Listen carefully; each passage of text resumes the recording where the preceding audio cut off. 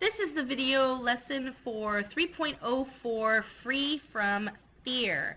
The objectives for this lesson are to use more than one perspective to analyze a text, organize and evaluate political speech by compare-contrast analysis, write a critical analysis essay in which you identify appropriate support from your experiences, observations, and reading.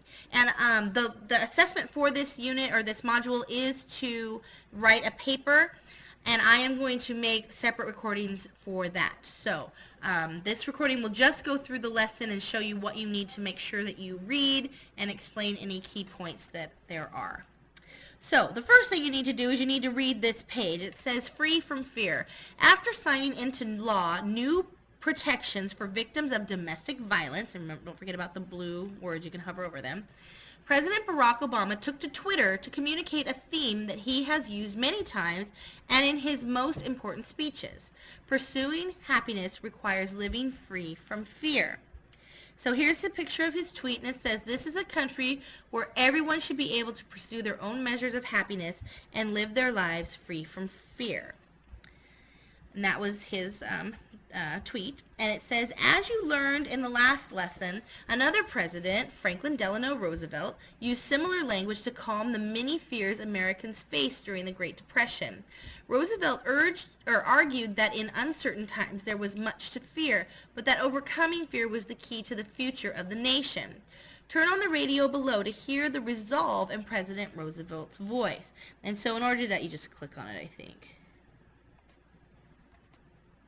So first of all, Okay, so you just click anywhere. Whoops. So first of all, After you've listened to that recording, it's real short, then you'll move on to page 2.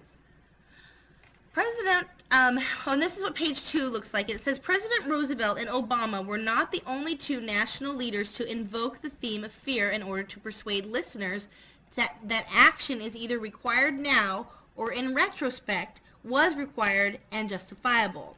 When analyzing a speech or any text, it is important to consider carefully more than just the words. It is also important to consider the various perspectives or lenses in which the text can be understood."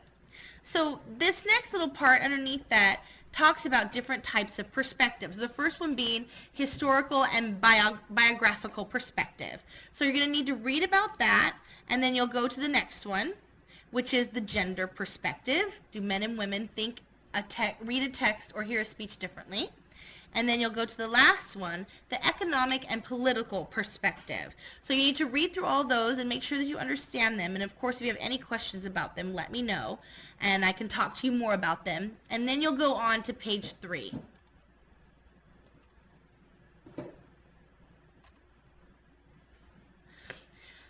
Page 3 is going to talk more about the actual essay and kind of the different parts of that. So you need to read through all of this and then take a look down here where it says compare and contrast analysis essay. And so look through this. It shows you kind of the different parts of it, which we'll look at this more in the next video. But there are 6 pages. I would like you to go through each of these because it talks about each part of it, the intro paragraph, and then the analysis of the first text, and then the analysis of the second text, and then the concluding paragraph. So this is only a 4-paragraph essay, which is really simple, just the 4 paragraphs. So that will be easy. But make sure you read through all 6 of those slides so that you're prepared when it comes time to watch the next one, the next video, and also to write the lesson. And once you've done that, then you go on to page 4. On page 4, you're going to need to read through this, and it has here the United Nations Declaration of Human Rights, and it's important to remember that the United Nations is not the United States. That's an organization of nations, a bunch of different countries that have come together and made some rules for anybody who wants United Nation protection. They need to abide by these rules, and not every country's part of it, but most are. Then you need to read an excerpt from the Four Freedoms speech.